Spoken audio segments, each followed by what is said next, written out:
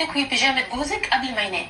تعالي قبل ما ينام تكوي بيجامة. تعالي مش قبل ما ايه؟ ينام. تعالي تتفرج على ايه؟ انت ليه ما بتكويش بيجامات جوزك؟ ليه؟ اكوي بيجامات تخيلي جوزي. ما تكويش بيجامة. ده مستفزه يا عم والنبي اقفل، ما بحبش اتفرج عليها اصلا. ده همها انك تكوي البيجامه بتاعت النوم.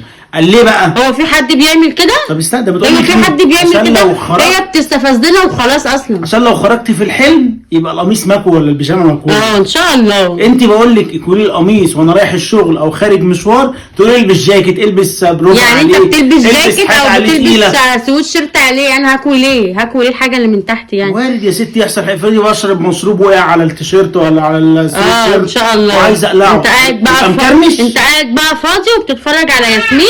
أيوة. وياسمين اصلا بتقول كلام غريب. ليه غريب يا بنتي؟ ما هي اسمعي وينام بيها اسمعي. مكرمشة ومفعكشة. مش هتخسري يروح في حاجة. الحلم مشوار فجأة كده ولا كده. مشوار فجأة في الحلم. مكسرة وبيجامة مكسرة ومكرمشة. الله عليك ده يا ست. مستفزه تقول والله. علينا ايه في الحلم؟ تقول عليه في الحلم شايل ايه؟ عليكي؟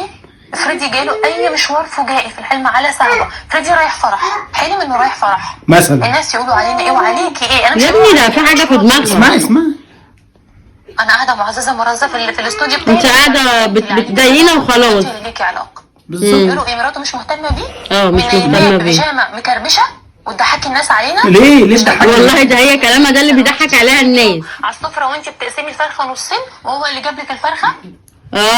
قفلت ليه بقى؟ لا كملها، لا كملها.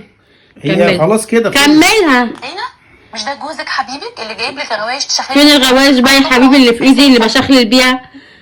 فين الغوايش؟ مش شرط هات لي يعني. الغوايش وانا اكولك الهدوم وانت نايم.